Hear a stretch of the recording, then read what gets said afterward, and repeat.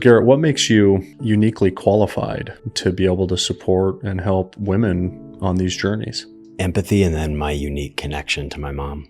I quickly realized that sets, tempo, time under tension, like it wasn't the only thing that I needed to understand about my female client. And it sent me on a path. 6 years ago, I started to invest into my education to understand women's hormones, physiology, gut health, autoimmune conditions, all of it. What do you think are like the top 2 or 3 biggest differences between the way that men and women, their bodies specifically, function? Women can handle far less stress. I don't want to make it sound that like women are fragile and like they can't do some amazing things, because women are strong, women are powerful, like very. Yeah. Pound for pound, women are really strong. Before we get to that, how does that feel, dude? How does it feel being in your young 20s, being 400 pounds? I walked into high school at 320 pounds at 14. There's no confidence, no self-worth. You don't fit, can't buckle things. It's just like you have to be the fat kid who walks around with the whole group, tired, ankles swollen, feet hurt, sweating. No one looks at you with respect because you don't respect yourself. At that size, at that weight, you are a prisoner of your emotions, and you let your emotions dictate everything.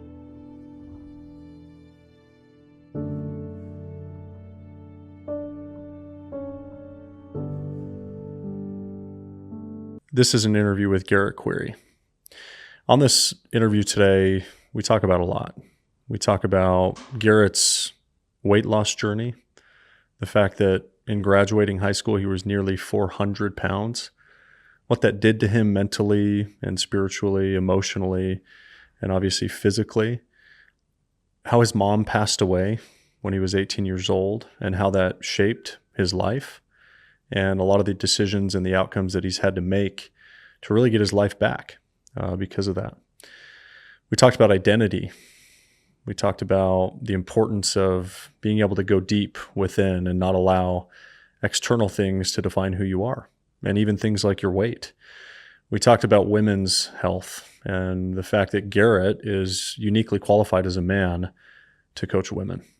So this was a great, emotional, and exhilarating podcast. Welcome to the Rollercoaster Podcast. Strap in. GQ, welcome to the Rollercoaster Podcast. Thank you. It's an honor and a pleasure to be here. Yeah. Did you ever think this day would come?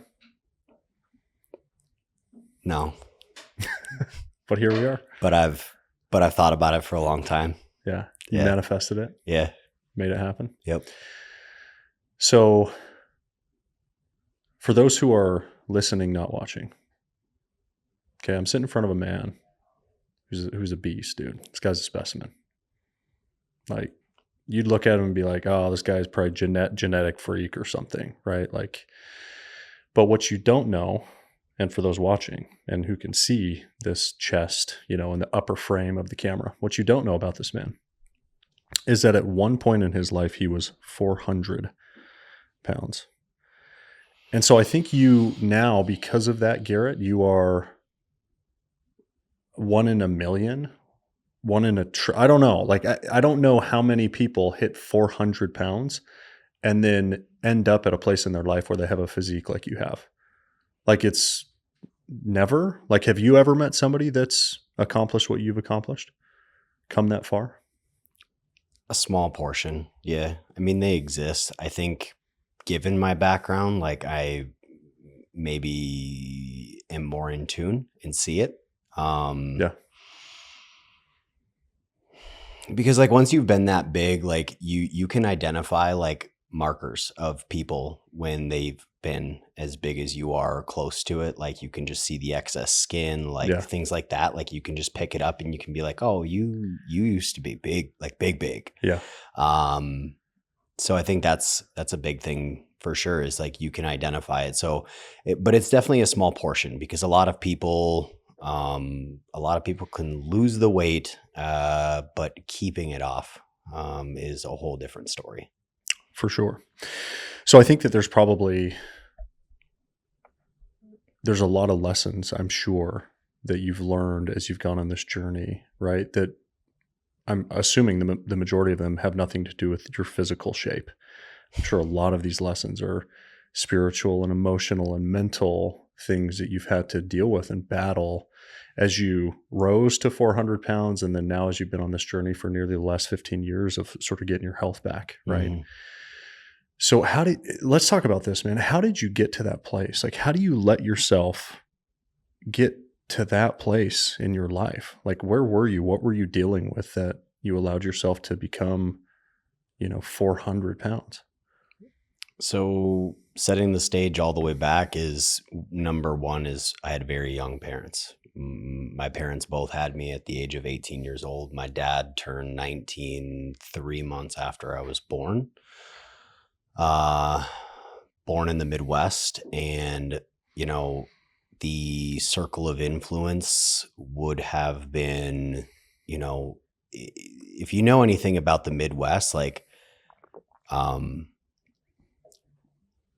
any reason to eat is you do it, right? Like you're happy, you eat, you're celebrating, you eat, you're sad, you eat, you're angry, you eat. Like it's part of the culture. Part of the culture, And so like, I mean, I still remember to this day when I was born in Crookston, Minnesota, and lived there until I was like 4 to 5 years old. I still remember going to Pizza Hut every single Friday with my grandparents. Like I remember flexing my muscles for my grandpa, like in the Pizza Hut booth in Crookston, Minnesota. Like, so that was a part of the culture. And,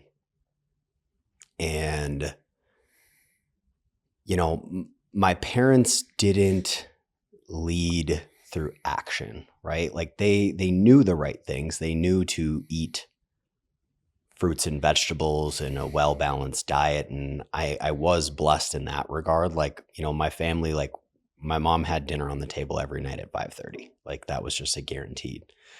And we ate a lot of meat and potatoes, but we also ate a lot of hamburger helper and hot dish and spaghetti and things like that, like meals that were easy to prepare, higher in, carbs and fats and things along these lines. Like when you were eating hot dish, it's like covered in a layer of like 8 cups of cheese. So bomb though, dude. Yeah, it's so good.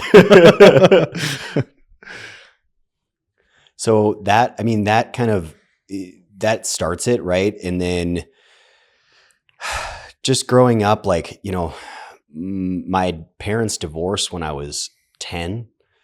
And watching that dynamic between my parents and just never really building self-confidence in myself, like not really getting a lot of recognition from girls, like, when you're in your teen years and things like that, and just like getting picked on and stuff like that, and eating my feelings and other things is just kind of how it spiraled. I graduated high school a semester early and began the journey of like taking my health and fitness seriously. I lost 70 pounds naturally, and I walked for graduation at 290 pounds in June of 2008. So I lost 70 pounds. So how old were you at your peak?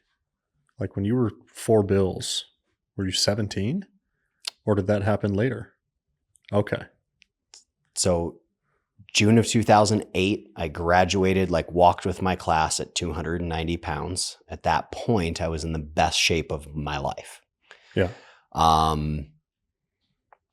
A month later, my car broke down, and I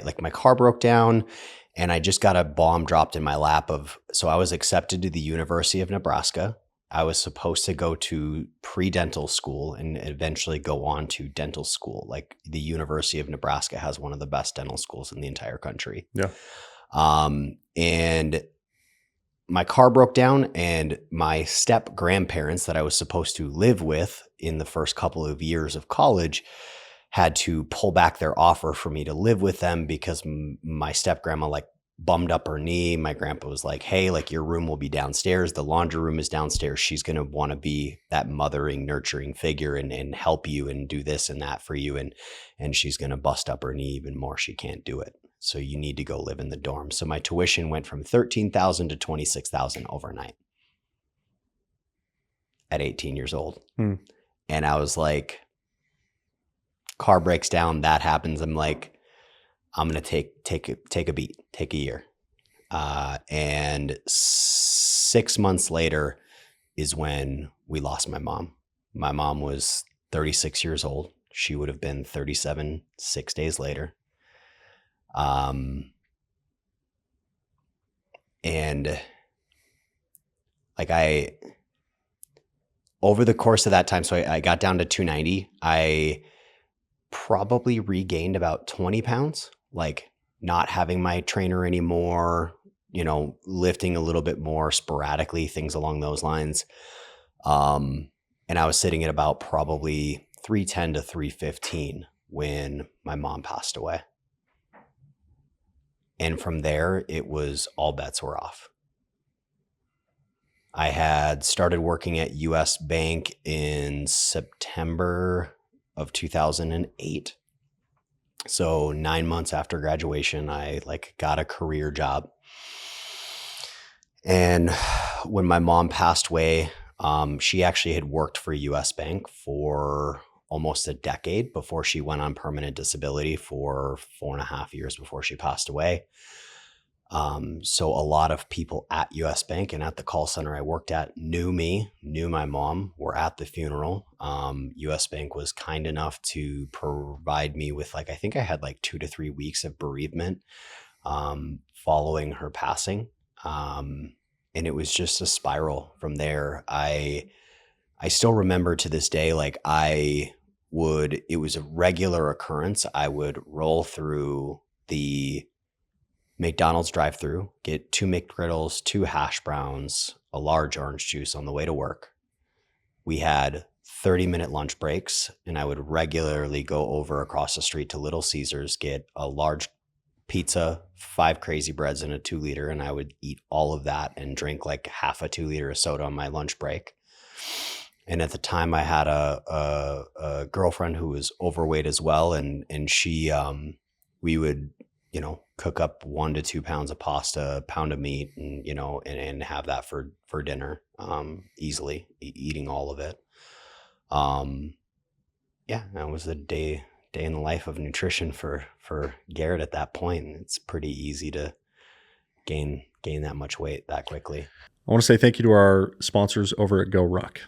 I love this company.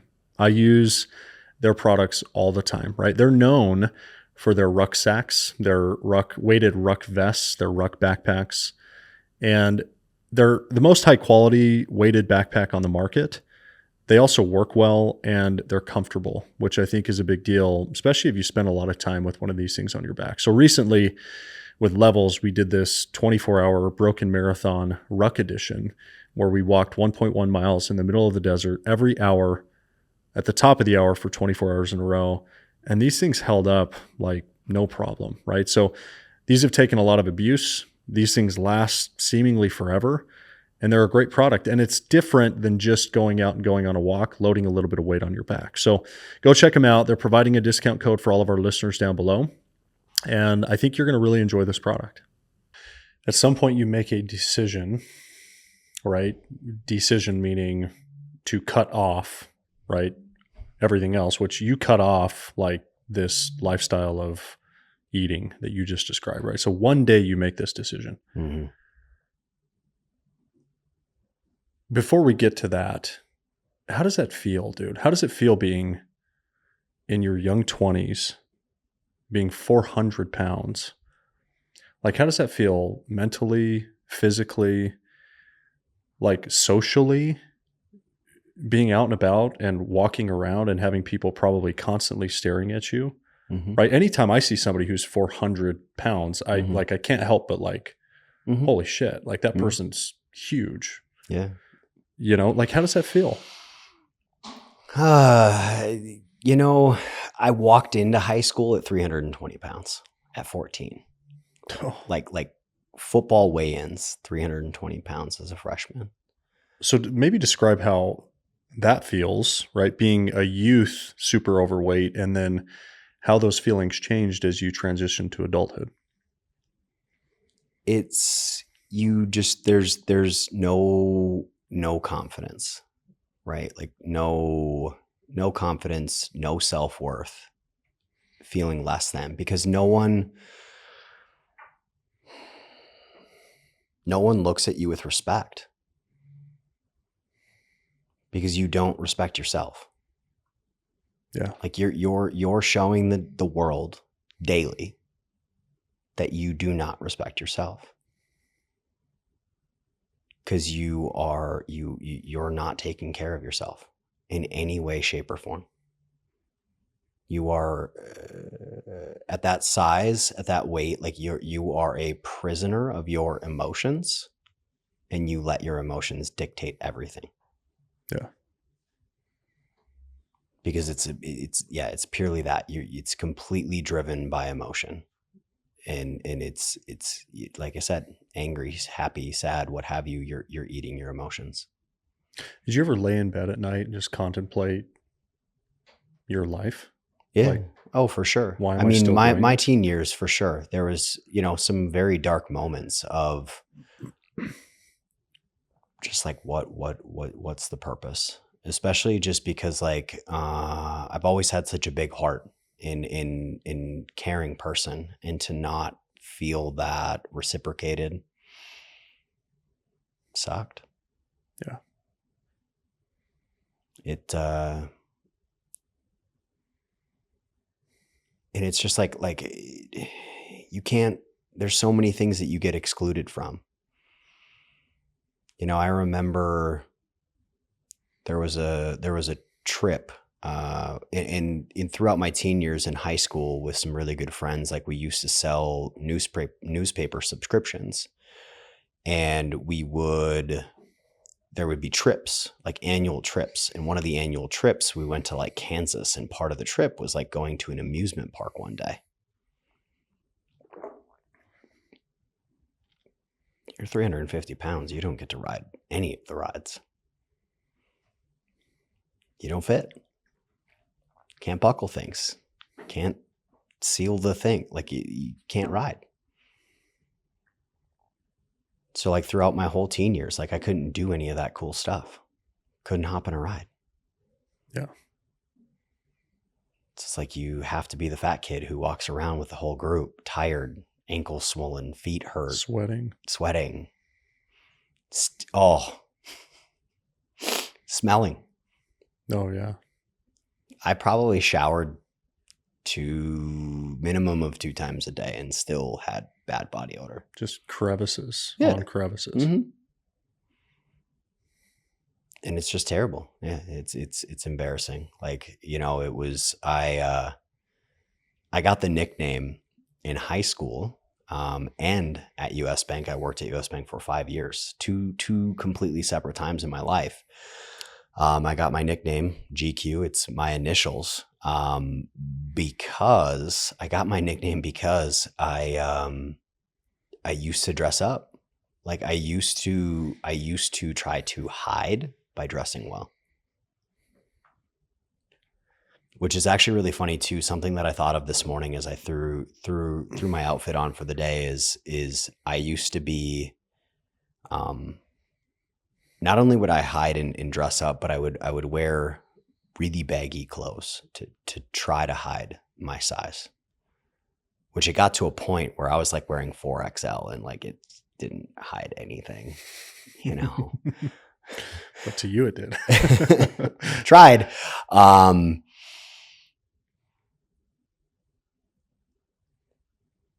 now, if something's too big, it makes my like skin crawl. You like, size it down. Like clothes too big, clothes that are too big, like make me uncomfortable. Yeah. Because it makes me feel like I'm trying to hide again. Yeah. It makes me feel like I'm fat again. So at some point you get to, by the way, do you have a picture of yourself at 400 pounds? Oh yeah. Can I Lots of them. Can I see that? Can you pull it out? Yeah. And so whichever one you show, we'll actually show it on the podcast here. Oh yeah. But I'd like to look at that photo. Just do a little comparing.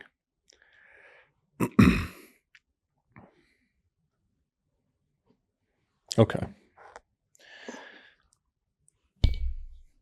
Yeah, I mean, Hefty. do you have a neck?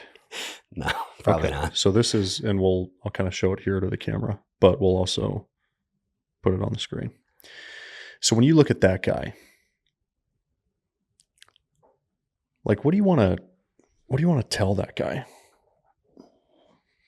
Like, if you could go back in time, knowing what you know now, having a little more wisdom, having taken control completely of your physical and mental health, like, what would you tell that guy?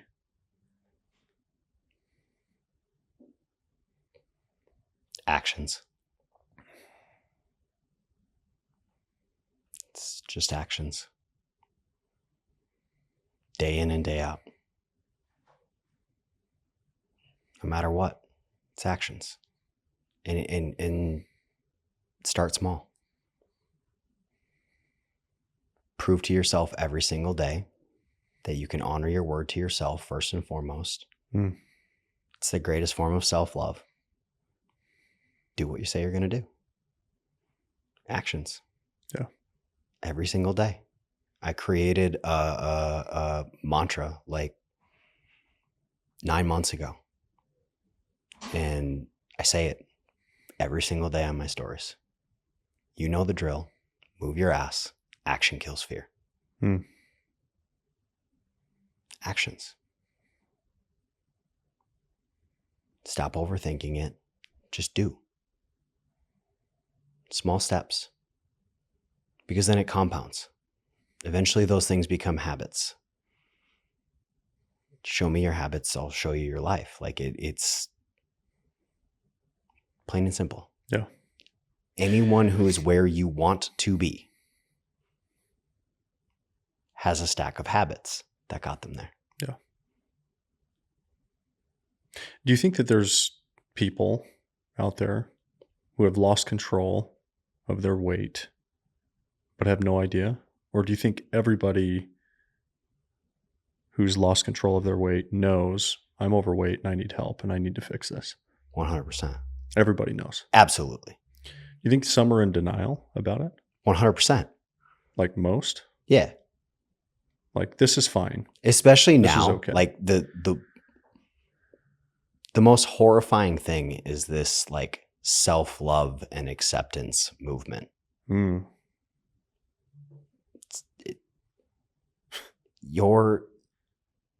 You can love yourself and you can love yourself where you are, but love yourself enough to know that you need to change. Like, it's okay to like be okay with yourself, but know that you're like, you need to change. Love and care for yourself enough to know that you can change. Yeah. So you get to 400 pounds. Okay, back to this decision. And you have two options at this point. Maybe you have three. One of them is stay on the same track you're on and die. Oh, yeah. Not far away from that, by the No. way. I mean, when you're 400 pounds, your internals are probably not functioning very well, right? So I had a liver biopsy. I had sclerosis of the liver at 19. Yeah. I had fatty liver disease at 19. Yeah, which is a catalyst for death, right? Mm-hmm. So you stay on the same path, you die. You try to actually, there's only two options. Either you do that and you die. There's no maintenance there. It's either you're going up or you're going down, right? So at some point you make this decision and you say, I'm going to start to just habit stack a little bit. I'm going to start trying a few things to try to like take control of this. Like, what happened where you said, I'm done being 400 pounds and I'm going to make a change? So a piece of my journey that you might not be aware of. You brought it up earlier.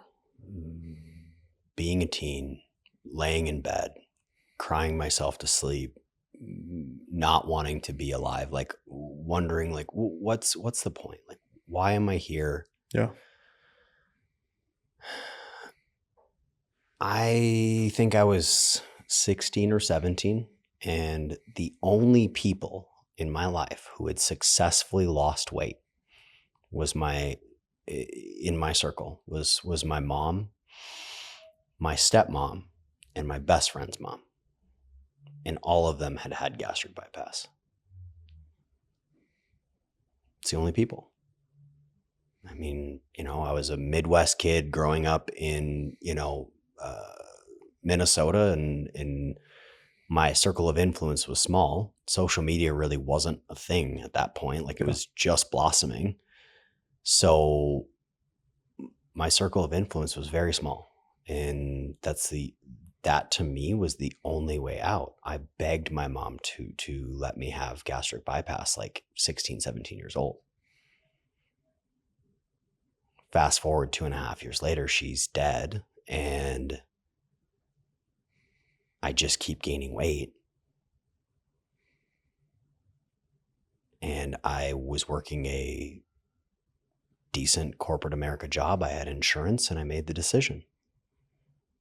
I had gastric bypass December 17th of 2009. So it would have been 11 months after my mom's passing. I had gastric bypass. And when you talk about that pivot point, I made the choice. And when I woke up from surgery, something clicked.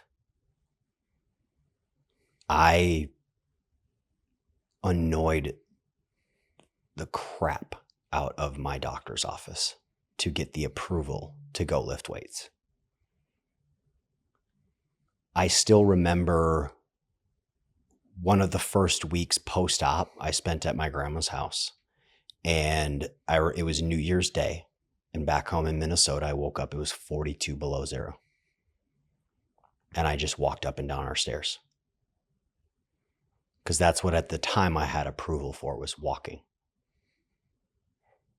And so I would walk up and down our stairs. I got home to my apartment. I would walk our halls, walk up and down stairs. Immediately.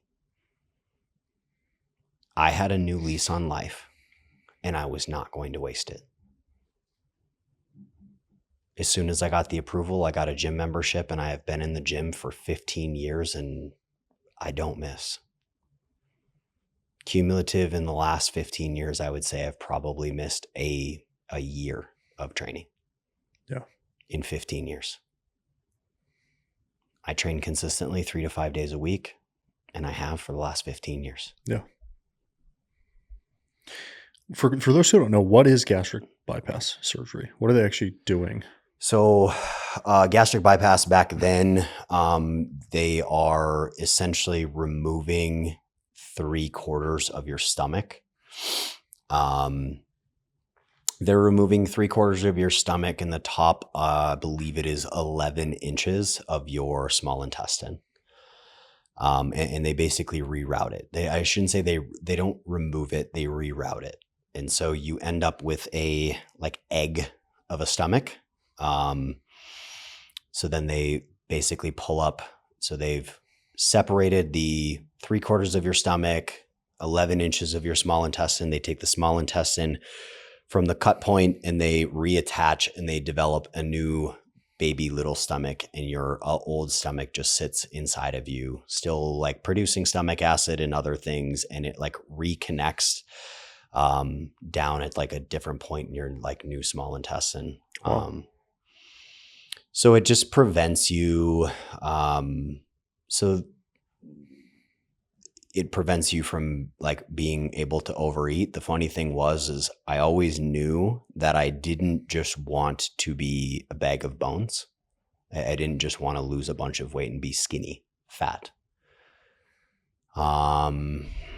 So probably about 9 months to a year in, after a majority of my weight loss, I started to make the intentional decision to stretch out my stomach. Basically re-stretch out my stomach, create somewhat of a normal size stomach, because when you have gastric bypass, like to put this into perspective, like 2 eggs and like a half a piece of toast could potentially make you full.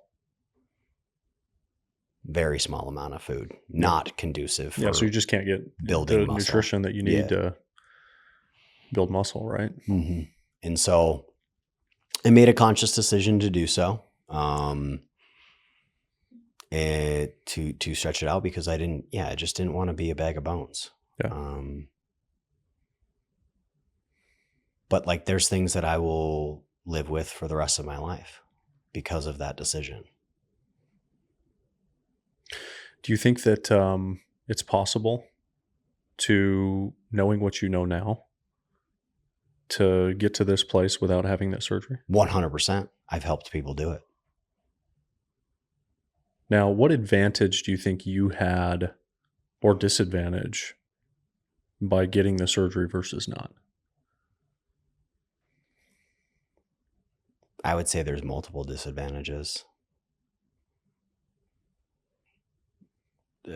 So you'd say, like, you are an advocate of not doing any sort of surgery, like get there naturally. Yeah. Okay. What are especially those? With the formation of GLP-1 agonists now, like I think there's a place for them. With those tools that exist, there's no reason someone should have surgery. Okay. Because it comes, show me your habits. Like whether it's gastric bypass, whether it's a GLP-1 agonist, you have to change your habits in your lifestyle. You have to change your identity. Yeah. When I woke up from surgery, I changed my identity. In that moment, I was no longer made a choice. I was no longer going to be that fat kid. Yep.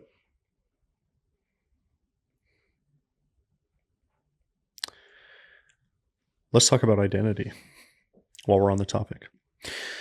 There's a framework that I teach, that I care deeply about, which is called the I am statement, right? And I think you called them your affirmations. And I don't know if this is the same thing, but do you have your own personal I am statement about who you are? Mm-hmm. You willing to read that or share that? Okay. Yeah. And while he's pulling this up, I think, why this is so important is, I think if you ask 10 men who they are, they're going to associate who they are with what they do or what they've done. Mm. And most men have just not done the work to go internal and say, like, this is actually who I am at my core. And it actually has nothing to do with your work or your career, your job, none of that, right? Mm-hmm. So I think doing the work to really ask yourself that question and go deep intrinsically is incredibly important. And I think it's a pivotal moment in a lot of men's lives once they finally do this. So go ahead and read your I am statement. First and foremost, I am a child of God. I'm a provider and a protector. I will impact millions of women's lives through my life's purpose. I lead through action. Break that down for me.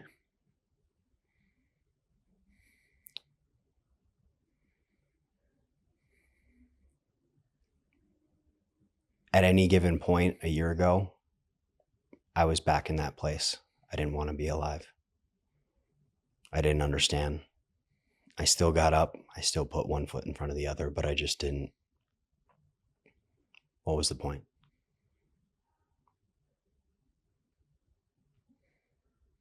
My life as I knew it was burning down around me. And life had brought me to my knees, and I had no other choice. Like, I grew up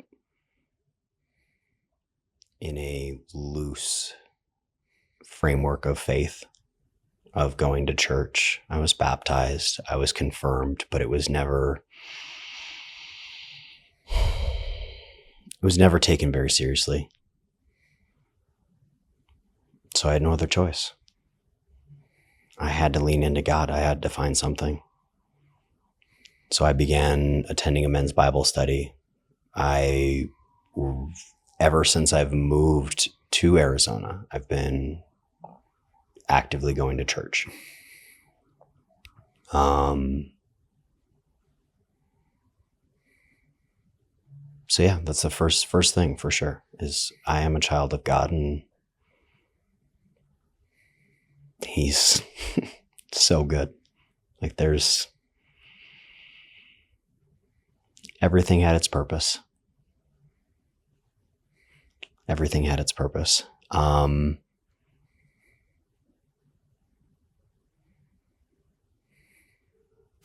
of those purposes was a failed engagement. And so the next statement is, I'm a provider and a protector. No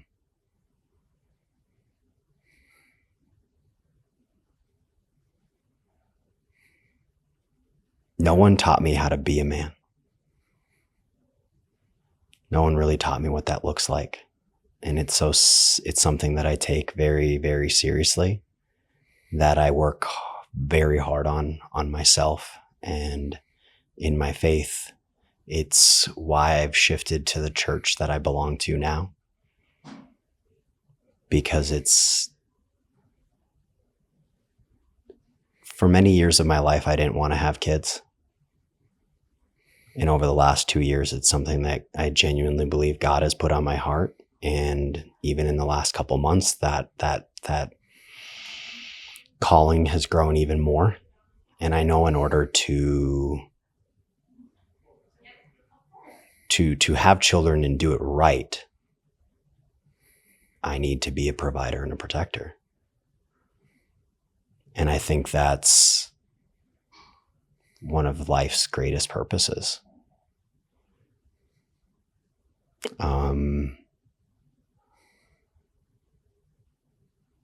Impacting millions of women's lives through my purpose.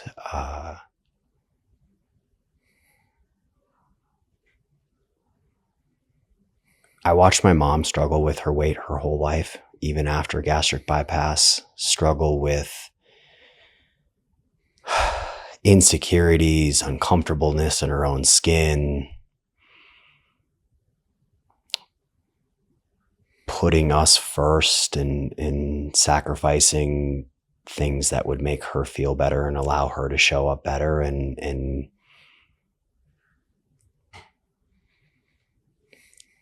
I'm here to change that narrative. I'm here to let women know that it's okay to invest in themselves in order to pour from a full cup.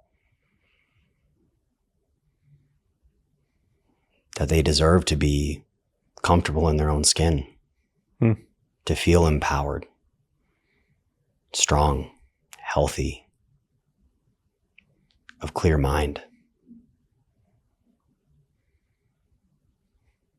feminine. Thank you to our sponsors over at Bucked Up. I love this company. I love their products, their apparel, and their supplements. Recently, they dropped the mother of all pre-workouts, Mother Bucker. This is not for the faint of heart. This will make you want to claw your face off. So don't get stuck in traffic when you're headed to the gym. I love these guys. I love this company, and I love their products. They are clearly the best tasting pre-workout on the entire market, and they're number one for a reason. Bucked Up is my favorite workout brand, hands down. And they also have my favorite apparel for working out and just for daily life. It's Lululemon-like quality, but for a fraction of the price that's affordable. So head over to their site, buckedup.com, where you can check it out. And for 20% off their entire site, use the code TylerHall20. So I want to go to that place with you next, which is, I appreciate you sharing your I am statement, by the way. So, I'm building this brand called Levels. It's a men's focused brand. And it's that way because I feel like as a man who's been through a lot and who's had to figure out a lot because of his trials. Yeah. I have a spectrum of relativity, okay, with other men, meaning I've been super low. I've also been at the summit, right, in a lot of areas of my life. And so it allows me to relate to a lot of men, right? And I feel like God has also blessed me with a gift of intuition, but specifically towards other men, right? So I have this deep, and I get asked by women all the time, like, what about us? What about women? What about, and my response is always, we are different. Men and women are created very differently. This is not a one size fits all. This program is for men. This thing that we're building is for men. Now, that doesn't mean that I don't want to, at some point, bring a partner on that's more than likely a woman to build the woman's community, because in my mind, they are the ones uniquely qualified to help women. Okay. 100%. So you're challenging that a little bit. And I know you get some flack for this online of like, how does this dude think he's going to help women when he doesn't understand our bodies or the way we work or the way we think or the way we act or name the thing, right? So Garrett, what makes you uniquely qualified to be able to support and help women on these journeys? Empathy is the first word that comes to mind.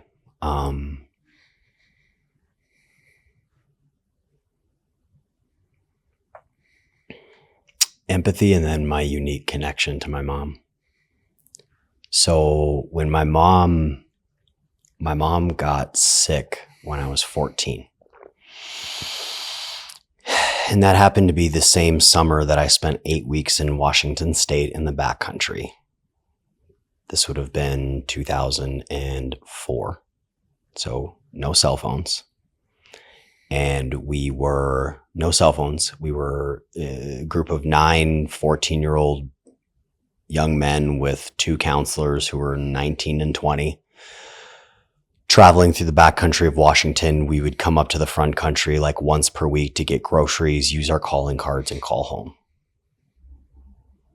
My mom became very, very ill. No one told me.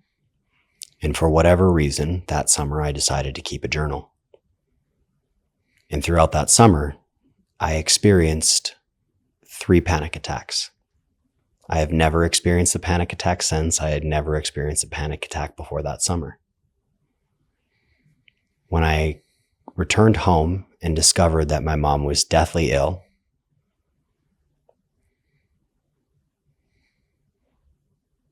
I was able to coordinate the dates to each and every panic attack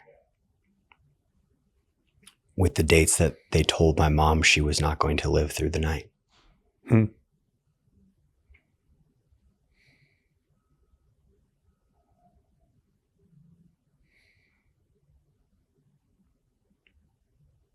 And so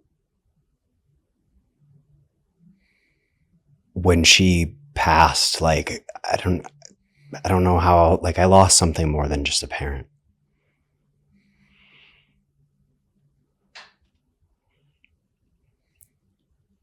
And throughout the years, early in my career, I became known for my leg training. In our society and culture today, like, women want to grow their legs. They want big glutes, right? And that was kind of how it all started. And slowly but surely, like, I quickly realized that sets, tempo, time under tension, like, it wasn't the only thing that I needed to understand about my female client. And it sent me on a path. 6 years ago, I started to invest into my education. And I've invested upwards of $250,000 into education to understand women's hormones, physiology, gut health, autoimmune conditions, all of it. And I'm constantly learning more. right? Because as I've become more well known, I get new cases, new people coming across my desk that need something different that I'm not aware of, but I have the resources and the people in my corner to support me and help me understand what the woman in front of me needs. Yeah. What do you think are like the top 2 or 3 biggest differences between the way that men and women, their bodies specifically, function? Women can handle far less stress. In an ideal world, which saying this is kind of funny because it's not necessarily great for my career. In an ideal world, women would strength train 2 days per week, and then 3 to 4 days a week, they're doing some form of like Pilates, yoga, other form of movement, a leisurely hike, something along these lines. Cardiovascular training is huge and very important for both sexes. And it's actually really cool. It's really becoming very popular right now is like hybrid training, right? The combination of strength training and cardiovascular training. And I love that. I love to hear it. I love to see it. I don't want to make it sound that like women are fragile and like they can't do some amazing things, because women are strong. Women are powerful, like very. Yeah. Pound for pound, women are really strong. Like I've seen it. When I used to coach in person, we had standards that we would try to get all clients to reach, and that was 1 chin up, 1.5 times body weight squat, 2 times body weight hip hinge, and 3 times body weight glute bridge. And we successfully completed that with a lot of women. Women are powerful, very. Yeah.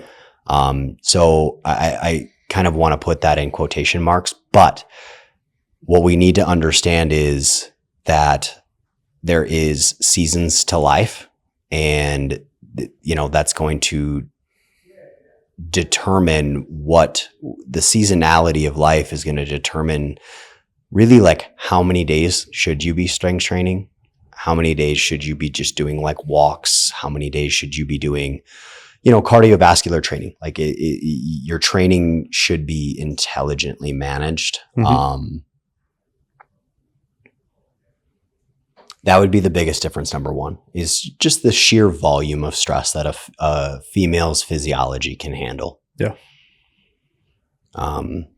It's a balance. Any others that come to mind?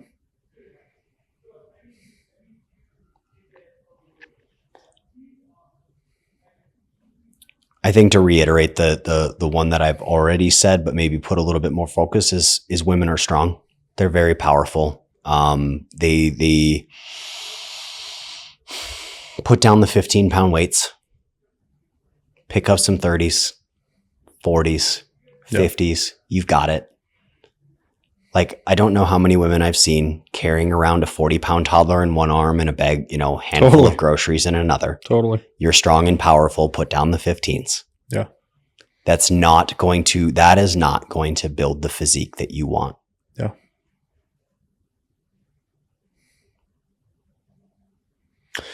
Recently you had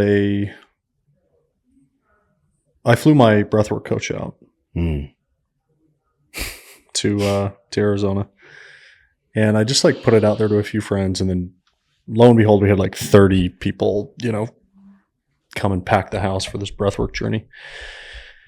And I think you had a breakthrough experience during that journey. And I'm a huge proponent for breathwork. I talk about it a lot on the show. Can you describe what that experience was like for you?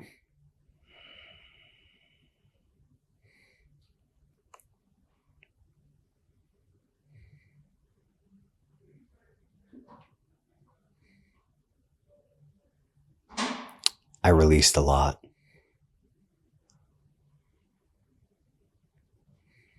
Let go of a lot. Really something that my therapist has really been trying to get me to do is to sit with my childhood self and remind him that adult me's got it,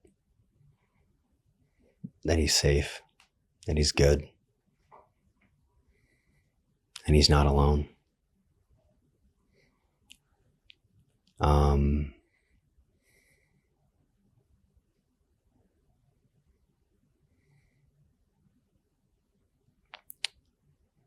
The positives, I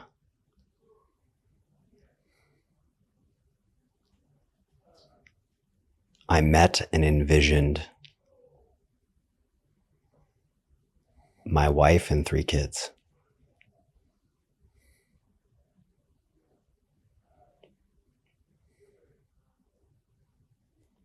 Walking my property.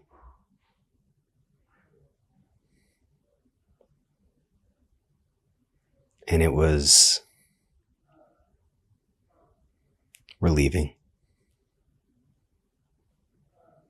Because the 14-year-old like fat kid,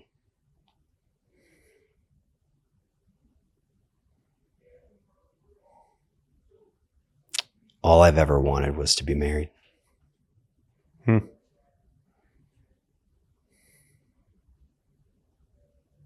And now that like I've recentered and it's been put on my heart like that I want kids, like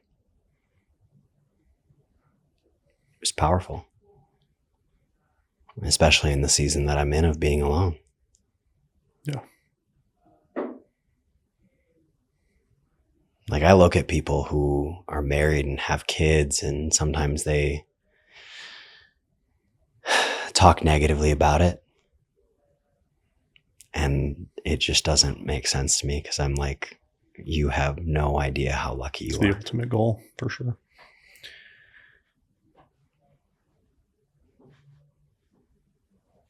It's hard to describe these breathwork journeys, right? And how real, not just they feel, but how real they are, right? And so it's like I've done now, I don't know, I've lost count, but at least 10 in the last year. And some in one-on-one settings, some in one-on-two settings, some in group settings like we did, a couple weeks ago. And every single time there's a different breakthrough. And sometimes it's, pulling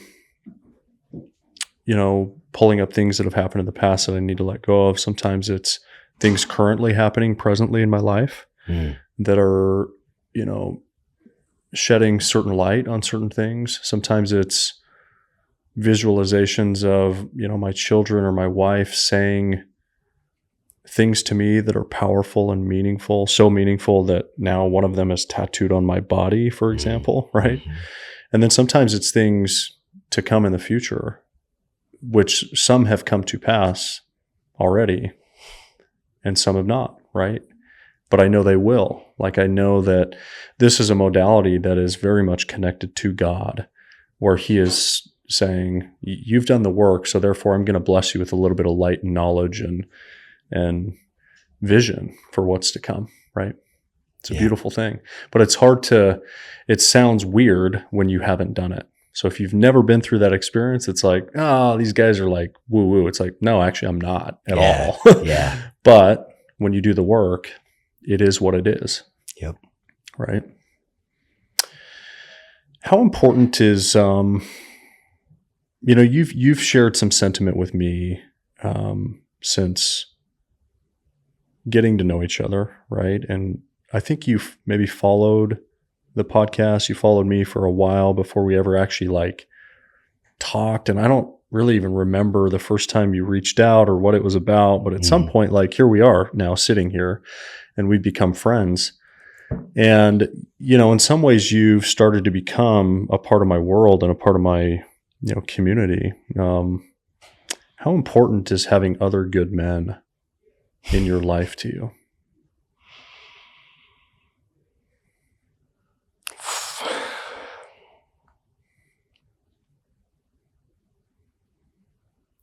It's the most It's the most important thing. Men need to stop trying to lone wolf it. Yeah. It's the fastest way to destruction. Yeah. And I'm living proof of it. Like, my life was a hot mess trying to do it alone. I grew up with a best friend. Like, you keep asking like really great questions to kind of circle back to the youth of me. I met my best friend when I was 11 years old. He's 2 days younger than me. And we were inseparable from the age of 11 years old until we were 23 when he joined the military and became an active duty airman. Yeah. And at that time in my life, I was working 70, 80 hours a week, and I lived in Fargo, North Dakota. It's blackout or back out. Glamorous. Yeah. Anytime I wasn't working, I was going out and getting blackout drunk. Yeah.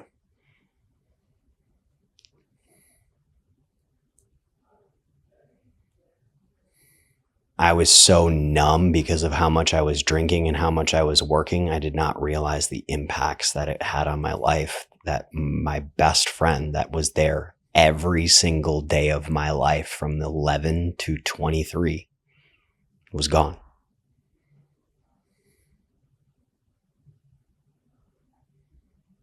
And I became a mess. And I was a walking tornado for the next almost decade of my life.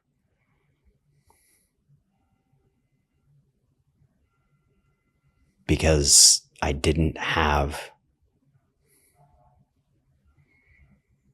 good men around me to call me out, to point me in the right direction.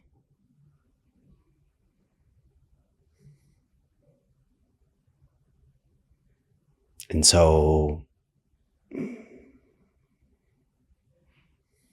I could see the writing on the wall. My life was January of 2023, my life was collapsing on itself. And that's when I found my men's Bible study. It's when I started to invest more into my male friendships, because I had been brought to my knees so much that I was like, there's something else. There's got to be a better way. And that's when I started to invest in those male friendships. When I started to seek that brotherhood rather than seeking attention from women.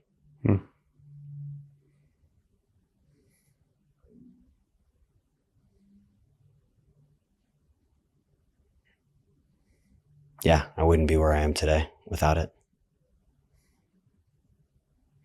It's really well said. And I think that there's a lot of men out there that are really struggling, and some of them don't understand why. And I think the leading catalyst is they don't have other good men around them. Period. End of story. Yeah. And there's a long list below that, but number one is just having a community of other good men. And part of the issue is let me phrase this the right way. There are lots of good men, but that have a little bit of work to do for that to manifest. Yeah. So therefore, there is not a lot of good men out there, if that makes sense. 100%. But through association and getting some of these men to sort of just level up a little bit, yep, I think the world can be changed by fostering this sort of support mechanism and community, right? So that's really what Levels is all about. I think first and foremost, I think a majority of us men have some type of father wound. Even like outside looking in, my dad had me at 18 and he's still a part of my life. He never left. He never abandoned me. He never abused me. Yeah. But he was a child. And he did not know how to lead. Yeah.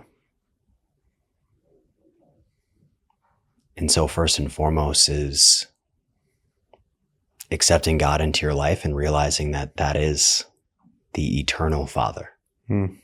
And that he loves, he cares for you, he supports you, he hears you, and he will always be there for you. No matter what. And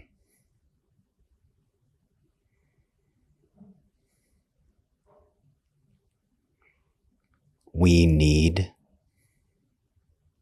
like you said, we need men to heal. They're good men. But they've got some work to do. Yeah.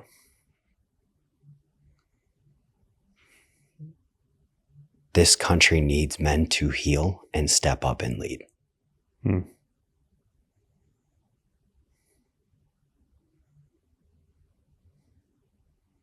It's well said. Garrett, thank you for coming on the Rollercoaster Podcast. I really appreciate it. Thank you.